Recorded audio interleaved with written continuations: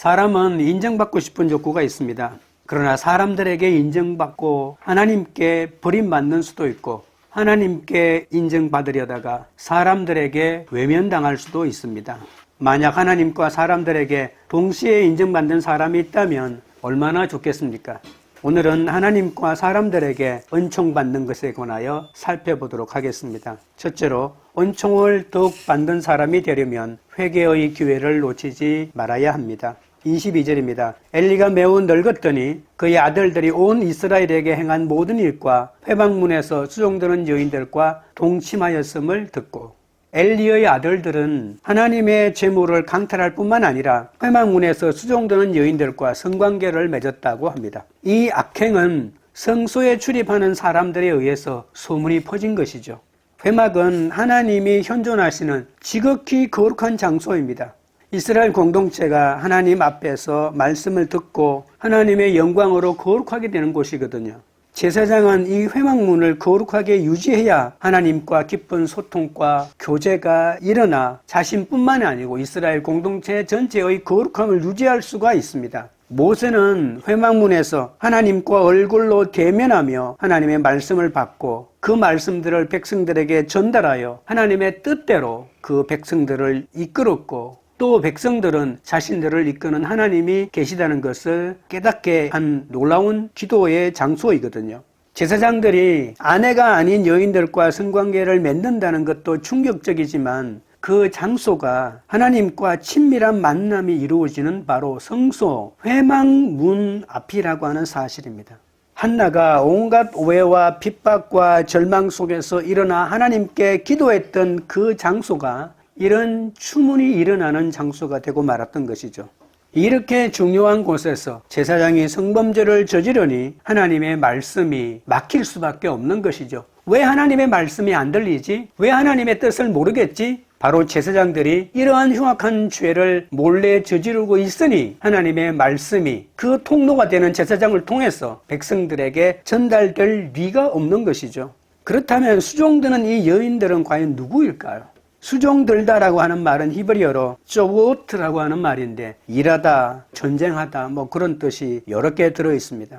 성전 일은 이스라엘 남자 레위인이 하지만 여자들도 청소나 빨래 등 제사와 관련 없는 일이지만 필요한 일들을 하는 사람이 있었거든요. 이런 일들을 하기 위하여 나시린이 된 여인들이 있었습니다. 성소에 허드렛 일을 돕는 여인들이라는 주장도 있지만 다신세계에서 있는 것처럼 성전 창기라는 주장도 있습니다.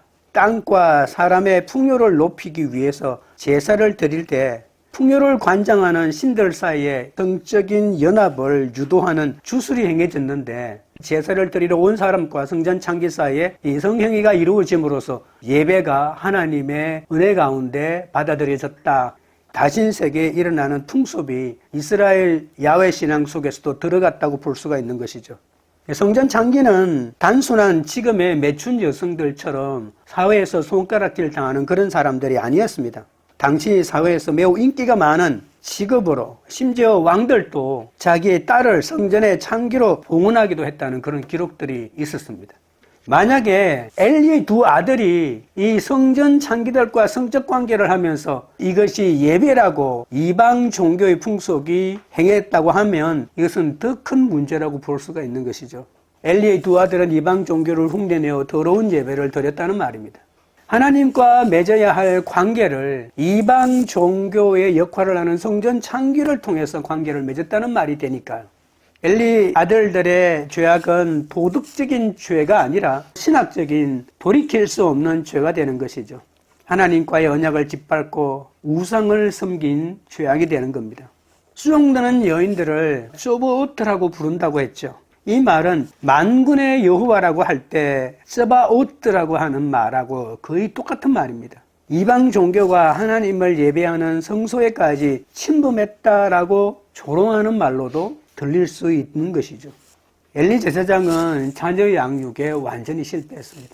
이 사람들이 만약에 수종드는 여인들과 성관계를 했다고 하더라도 엄청난 문제고, 이방 제의를 흉내내어 예배라고 하면서 거짓을 했다면 그것은 더 큰 문제가 된다는 사실입니다. 그런데도 엘리는 이들의 악행을 바로잡는 데 너무 무기력한 모습을 보여주고 있습니다. 22절 제일 앞부분에 보면 엘리는 매우 늙었더라라고 하는 표현이 있죠. 그건 단순히 나이가 많이 들었다는 그런 뜻이 아니라 그의 모든 기능이 너무나도 저하되었다는 그런 뜻이 들어가 있습니다. 아버지의 책임과 권위를 완전히 잃어버렸다는 것이죠. 지난주에 우리가 살펴봤던 재물에 손을 댈 때 제대로 질책을 해야 하는데 가만 내버려 두니 더 큰 죄악을 스스럼없이 저지르고 있습니다. 23절부터 25절입니다. 그들에게 이르되 너희가 어찌하여 이런 일을 하느냐? 내가 너희의 악행을 이 모든 백성에게서 듣노라. 내 아들들아 그리하지 말라. 내게 들리는 소문이 좋지 아니하니라. 너희가 여호와의 백성으로 범죄하게 하는도다. 사람이 사람에게 범죄하면 하나님이 심판하시려니와 만일 사람이 여호와께 범죄하면 누가 그를 위하여 간구하겠느냐 하되 그들이 자기 아버지의 말을 듣지 아니하였으니 이는 여호와께서 그들을 죽이기로 뜻하셨음이더라. 오늘 이 본문이 조금 슬프지 않나요? 엘리는 하나님이 머무는 곳에서 벌어진 이 아들들의 악행을 눈치채지 못했습니다. 성전 제사장의 책임자이자 아버지인 자기가 제일 마지막에 알았다는 것이 되죠. 23절 뒤에 보십시오. 모든 백성에게서 듣노라. 소문이 들리서 제일 마지막에 들었다는 말이죠. 한나는 멀리 떨어진 사무엘의 몸의 변화에도 민감하게 반응하고 그 몸에 맞게끔 작은 겉옷을 씌어 입혔는데 엘리는 함께 아들과 살면서도 같은 직장에 일하면서도 아들의 타락은 틀 것만큼도 눈치채지 못하고 있다는 겁니다. 도대체 이 엘리는 무엇에 관심이 있기 때문에 자기 후임인 제사장들이 성전에서 어떤 일이 벌어졌는지 왜 눈치채지 못했을까요? 한나는 떨어져 있지만 아들 사무엘을 품고 기도하는 삶을 살았지만 엘리는 가까이 아들을 두면서도 진지한 대화 한 번 없었고 제사의 사역에 관하여 어떤 대화도 없었다는 것을 볼 수 있습니다. 발 없는 말이 천리를 가듯이 아들들의 주문은 꼬리에 꼬리를 물고 삽시간에 전국으로 퍼져갔습니다. 오늘 24절에 너희가 여호와의 백성으로 범죄하게 하는도다라고 하는 말은 그 말도 되지 않는 추문을 백성의 입에서 계속 전해지니까 그 전하는 것 자체가 범죄하게 하는 것이다. 소문이 삽시간에 퍼져간다는 그런 뜻이거든요. 엘리는 두 아들을 불러놓고 꾸짖고 말하지만 엘리의 책망은 너무나 형식적이고 무기력하기 짝이 없습니다. 내 아들들아 그리하지 말라. 내게 들리는 소문이 좋지 않다. 이 정도로 야단치고 있다는 거죠. 너무나도 안일한 현실 인식 아닙니까?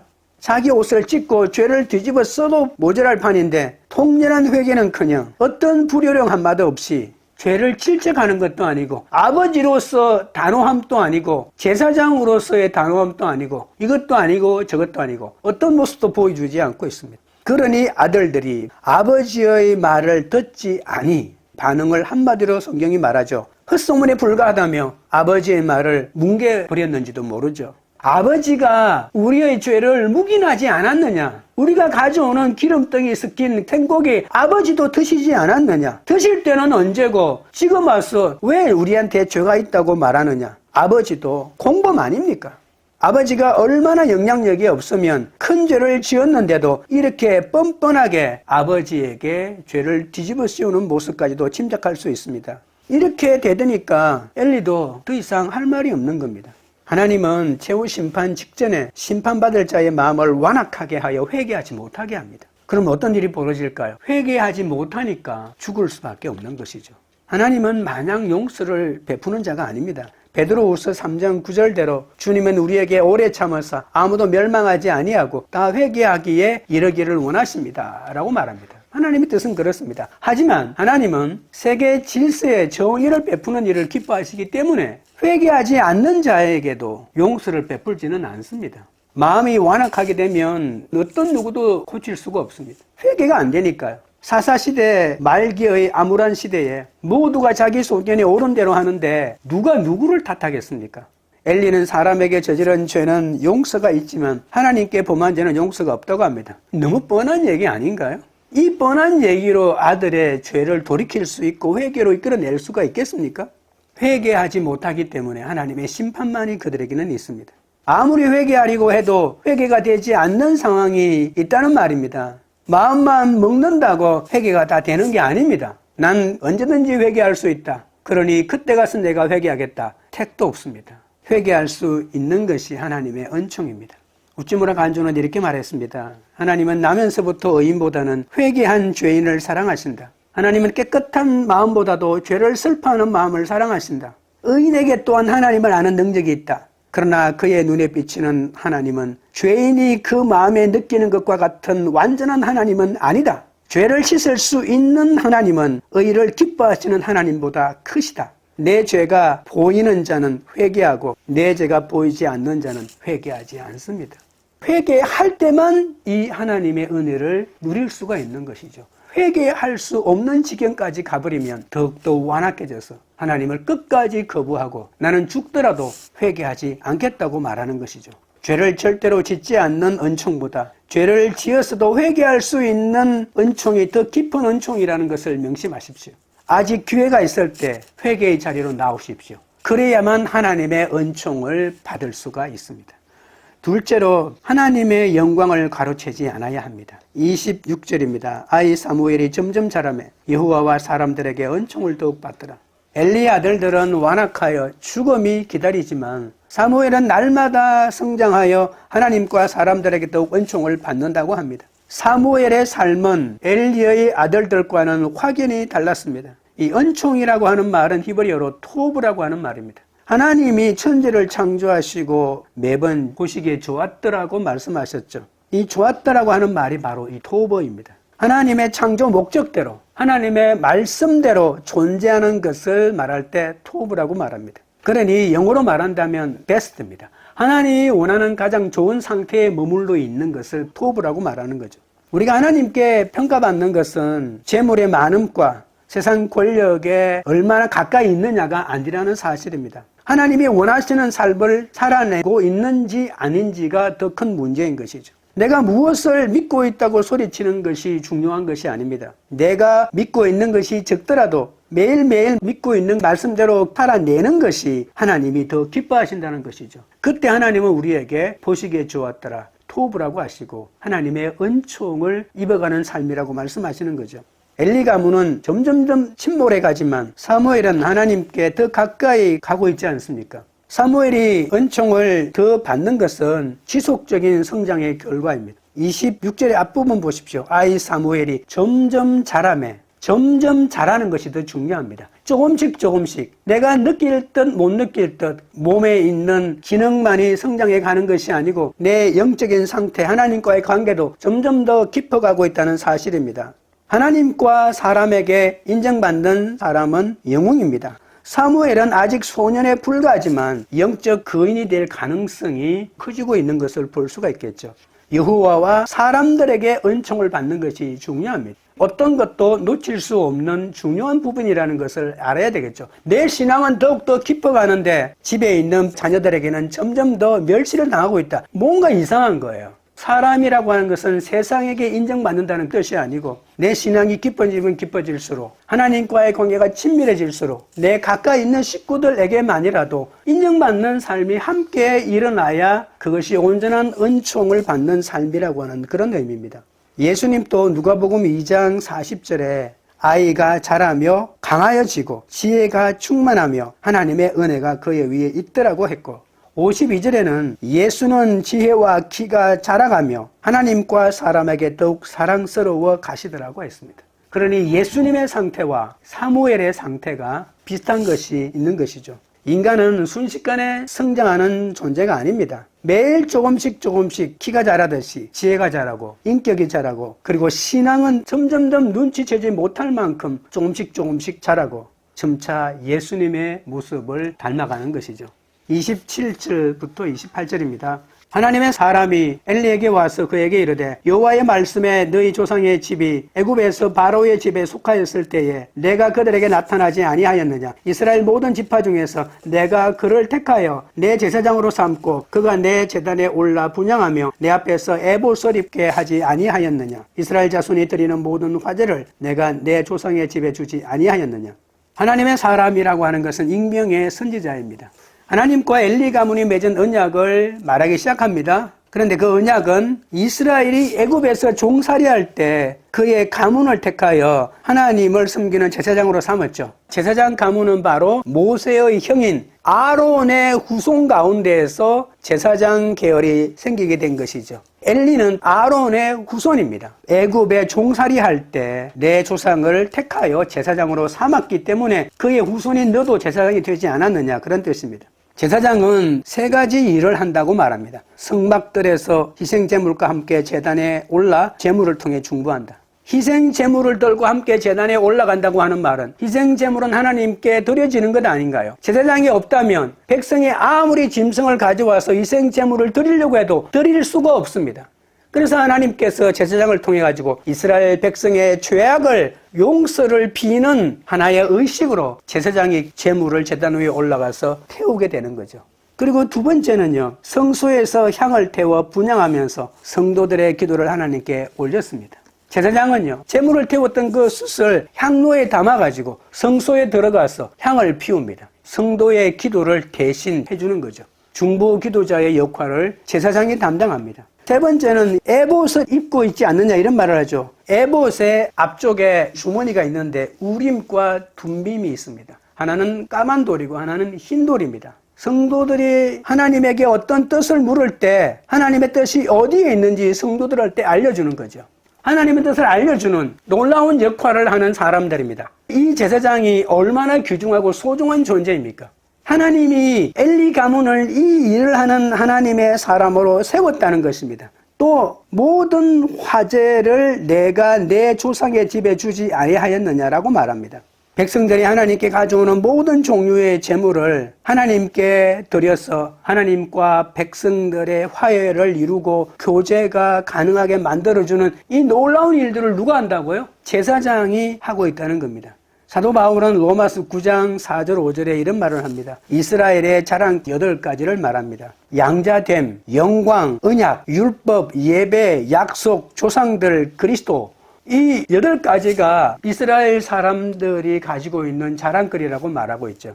우리는 성경의 집안의 인물 한 사람만 등장해도 가문의 영광이라고 자랑을 하고 있을 것입니다. 세상의 모든 사람이 자기 조상들의 역사를 공부하고 외우고 설교하고 예배하고 칭찬하고 이 일들을 하고 있지 않습니까? 이스라엘 사람들에게는 얼마나 영광스러운 일입니까? 그런데 마지막에 그리스도를 그들이 잘못 알고 있었기 때문에 나머지 7가지 자랑거리가 아무 소용이 없다고 사도 바울이 통탄에 맞지 않습니다.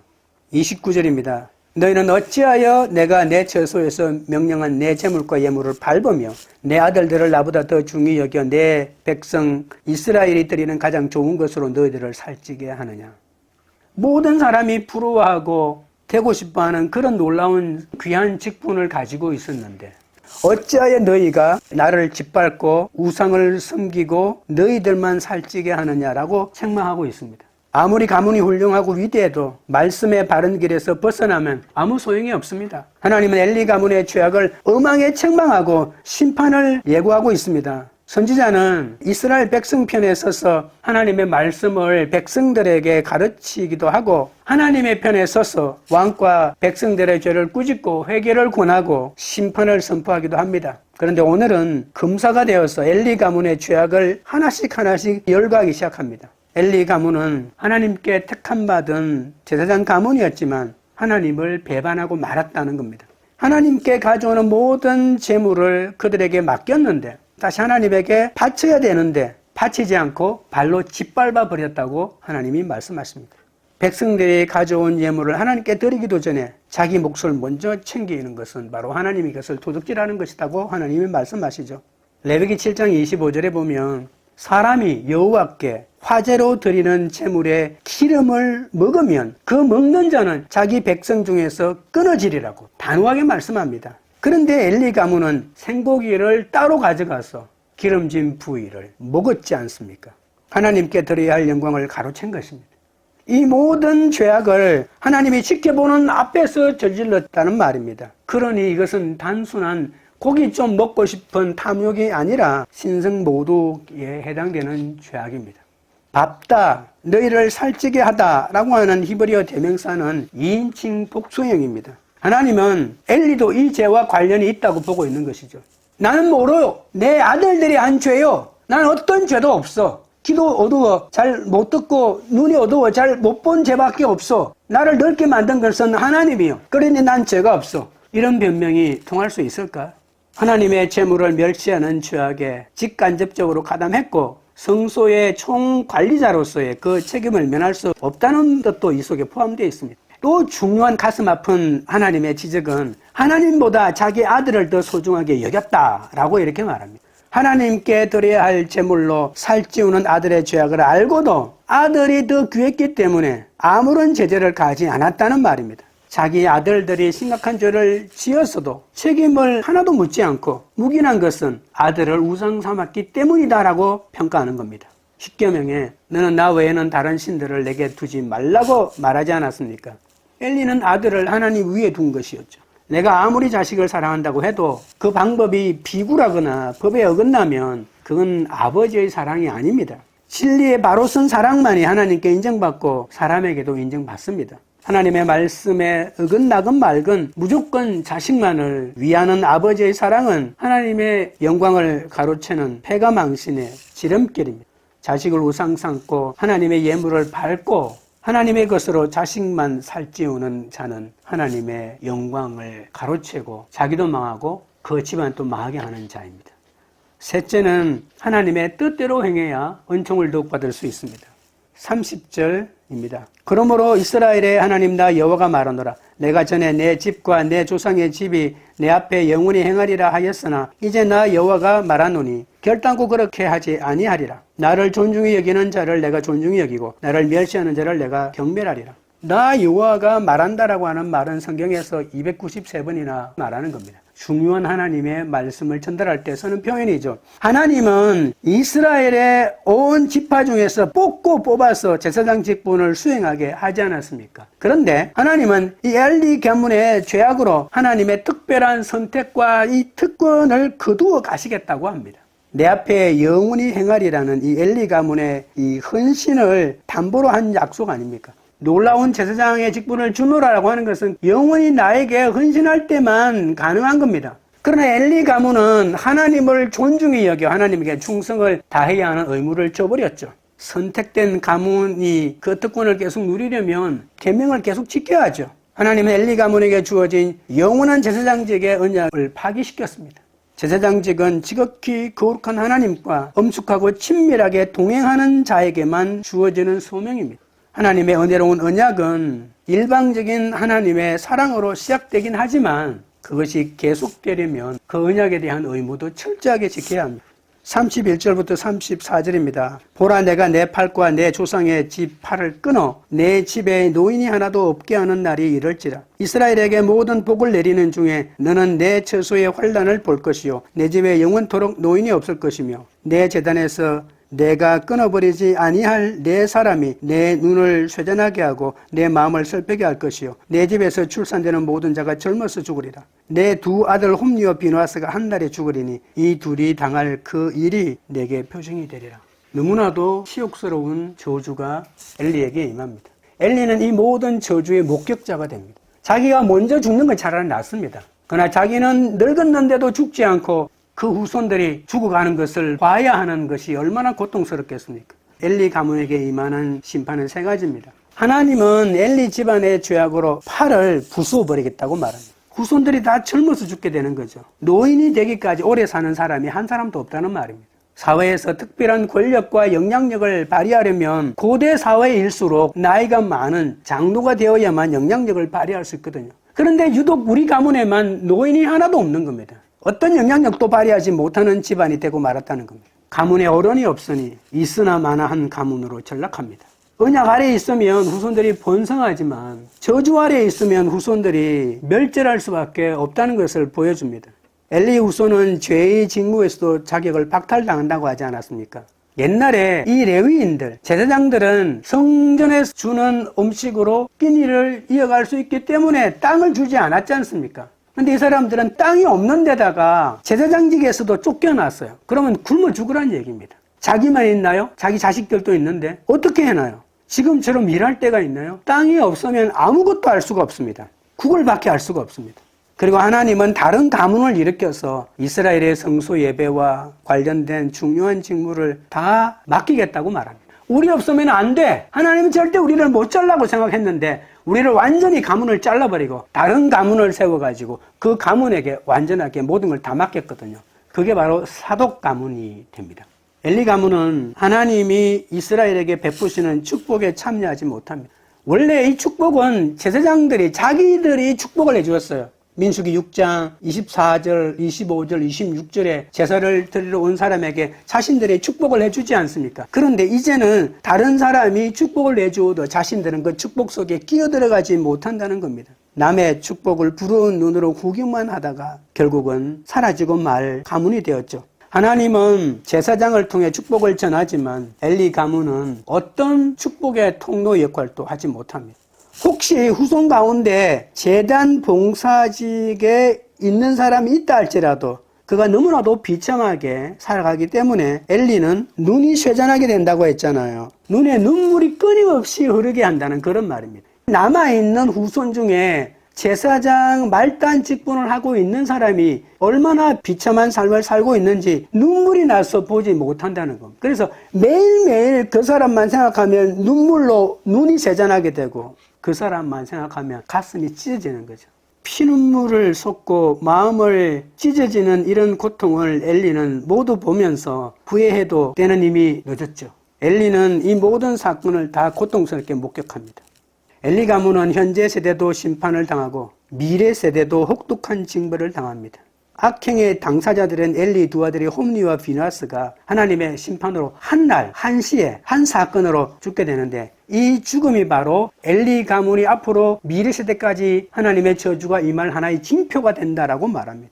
결국은 이 모든 죄악의 최종 책임자는 아버지인 자기 자신에게 있다는 겁니다. 아버지인 내가 어떤 선택을 하는가에 따라서 자녀들이 피눈물 나는 죽음과 고통을 당하게 된다는 겁니다. 35절 36절입니다. 내가 나를 위하여 충실한 제사장을 일으키리니 그 사람은 내 마음 내 뜻대로 행할 것이요 내가 그를 위하여 견고한 집을 세우리니 그가 나의 기름 부음을 받은 자 앞에서 영구히 행하리라. 그리고 내 집에 남은 사람이 각기 와서 은 한 조각과 떡 한 덩이를 위하여 그에게 엎드려 이르되 청하노니 내게 제사장의 직분 하나를 맡겨 내게 떡 조각을 먹게 하소서 하리라 하셨다 하니라. 하나님은 엘리 가문을 대신할 새로운 제사장 가문을 일으킵니다. 그 제사장은 하나님의 마음에 합한 제사장이죠. 다른 말로 하면 엘리 가문은 하나님의 마음에 합한 제사장 가문이 아니었기 때문에 쫓겨났다는 겁니다. 하나님의 뜻과 하나님의 마음을 실천하는 제사장이 다시 세워집니다. 엘리 가문에 내린 저주는 이스라엘 백성에게는 오히려 희망이 된다는 것이 너무나 슬프지 않나요? 정말 이제 잘 때였어. 엘리 제사장 가문 때문에 우리가 너무나도 고통스럽고 하나님의 응답도 못 받았는데 이제 새로운 제사장이 우리에게 나타나서 우리에게 너무 축복이야 라고 백성들이 말한다는 겁니다.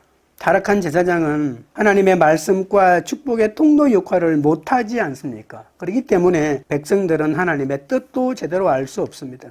새로 세워진 제사장 가문에 견고한 집도 세워주고요. 대대로 하나님의 성전을 섬기는 일에 쓰임받는다고 하니 엘리 가문은 조금만 참았으면 성소가 아니라 성전에서 대대로 제사장 역할을 할 텐데 이제 하나님은 사사시대 말에 혼란을 정리하고 새로운 희망의 시대를 열어줄 것을 말하고 있습니다. 그것이 바로 새로운 왕을 세워주겠다라고 하는 말과 연결되죠. 엘리 가문의 남은 자손들은 제사장 가문의 명예에 걸맞지 않는 부끄러운 삶을 살아갑니다. 새로운 제사장에게 은 한 조각과 떡 한 조각을 살 돈을 벌기 위해서 제사장직 하나만이라도 내게 맡겨달라고 이렇게 빌고 다니는 모습입니다. 자신의 모든 체면을 다 버리고 허드렛 일이라도 하나 시켜달라고 구걸하고 있는 너무나도 비참한 상황 아니겠습니까? 제사장 가문의 명예에 걸맞지 않는 부끄러운 삶이지만 그것을 내세울 처지가 아닙니다. 부모가 믿음이 좋다고 해서 자녀가 믿음이 좋아지는 것은 아닙니다. 자녀와의 관계에서 개선될 부분이 있다면 무엇이든지 우리는 생각해야 합니다. 그냥 지금 내버려둬서 나중에 좋아지겠지, 나중에 어떻게 되겠지 그런 것은 없습니다. 지금 내가 자녀를 위해서 하나님의 말씀으로 바로 가르치지 않으면 누구도 가르치지 않고 그 아이는 점점 더 격결로 나아가 나중에는 돌이킬 수 없는 데까지 나아가고 내가 아무리 부모로서 신앙의 유산이 있다 할지라도 자녀들을 올바로 양육하지 않는 자녀들의 믿음 속에 예수를 제대로 심지 않는 한 자녀들은 그 믿음을 이어갈 수 없을 것입니다. 그러니 내가 물려줄 수 있는 그것은 누리기만 하는 특권이 아니라는 사실을 아시기 바랍니다. 하나님과 사람의 덕 은총받는 삶, 이것이 자녀들에게 물려줘야 될 가장 귀중한 유산이라는 점을 명심하셔야 합니다. 말씀을 맺겠습니다. 은총을 덕 받는 사람은 회개의 기회를 놓치지 않습니다. 회개할 수 있는 것은 하나님의 은총입니다. 죄를 절대로 짓지 않는 은총보다 죄를 지어서도 회개할 수 있는 은총이 더 깊은 은총입니다. 은총을 덕 받는 사람은 하나님의 영광을 가로채지 않습니다. 자기 아들들이 심각한 죄를 지었어도 책임을 묻지 않고 묵인한 것은 아들을 우상 삼고 살았기 때문입니다. 진리에 바로 선 사랑만이 하나님께 인정받습니다. 하나님의 말씀에 어긋나건 말건 무조건 자식만을 위하는 아버지의 사랑은 하나님의 영광을 가로채는 패가 망신의 지름길입니다. 은총을 더욱 받는 사람은 하나님의 뜻대로 행합니다. 선택의 특권을 계속 누리려면 하나님을 존중히 여기고 충성을 다해야 합니다. 하나님의 마음에 합한 제자로 하나님의 뜻과 마음을 실천해야 합니다. 날마다 하나님과 친밀하게 동행하는 제자가 되기 위해서 끝까지 사명을 감당하는 여러분 되시기를 주님의 이름으로 축원드립니다. 찬양 드리고 기도하겠습니다.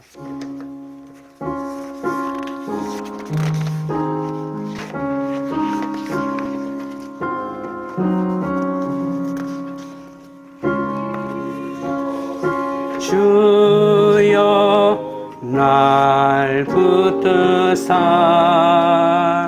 주께로 날마다 더 가까이 저 하늘나라 나 올라가 구주의 품 안에 늘 안기어 영생의 복 받기 원합니다. 봉헌할 물건 나 없어도 날마다 주께로 더 가까이 내 죄를 주께 다 고하니 주님의 보혈로 날 씻으사 눈보다 더 이게 하옵소서. 간악한 마귀 날 꿰어도 주 예수 앞으로 더 가까이 이 세상 속한 그 허영심 또 주한 생각을 다 버리니 정결한 마음 내게 늘 주소서. 이 세상 내가 살 동안에 주께로 날마다 더 가까이 저 배는 천국 나 들어가 한없는 복락을 다 얻도록 풍성한 은혜를 주옵소서. 죄를 절대로 짓지 않는 은총보다 죄를 지었어도 회개할 수 있는 은총이 더 깊은 은총이라고 했습니다. 회개의 기회를 잃어버리지 않고 지금 다시 회개함으로 하나님의 은총을 받게 해달라고 기도합시다. 진리의 바로선 사랑만이 하나님께 인정받는다고 했습니다. 말씀에 어긋날건 말건 무조건 자식만을 위하는 사랑이 아니라 말씀을 온전히 가르치는 살아있는 하나님의 훈육을 하게 해달라고 기도합시다.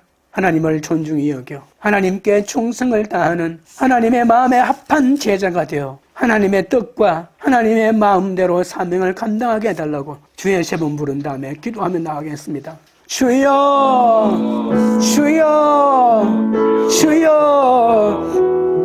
거룩하신 하나님 우리 아버지여, 죄를 절대로 짓지 않았다고 자랑하는 것이 은총이 아니라 죄를 너무나 많이 지었어도 다시 일어나 하나님 앞에 조아리며 회개할 수 있는 은총이 더 귀하고 귀한 은총이라고 말씀하셨습니다. 하나님이여, 자식을 잘못 키우고 인생을 잘못 살아온 모든 죄악을 용서해 주시고 다시 한번 주님에게 회개하며 주께 나아가오니 아버지 하나님이여 불쌍히 여겨주시고 회개의 기회를 잃어버리지 않고 온전하게 회개함으로 다시 하나님의 은총을 받게 하여 주시옵기 바라원합니다. 진리의 바로선 사랑만이 하나님께 인정받는다고 했습니다. 말씀에 어긋나건 말건 무조건 자식만을 위하는 사랑이 아니라 말씀을 온전히 가르치는 살아있는 하나님의 훈육으로 자녀들을 길러낼 수 있도록 아버지 하나님이여 인도하여 주옵소서. 하나님을 존중히 여겨 하나님께 충성을 다하게 하시고 나 때문에 사람들이, 나 때문에 자녀들이 하나님을 멸시하지 않게 하시고 온전히 하나님의 마음에 합한 제자가 되어 하나님의 뜻과 하나님의 마음을 이루며 사명을 감당하도록 주여 역사하여 주시옵소서.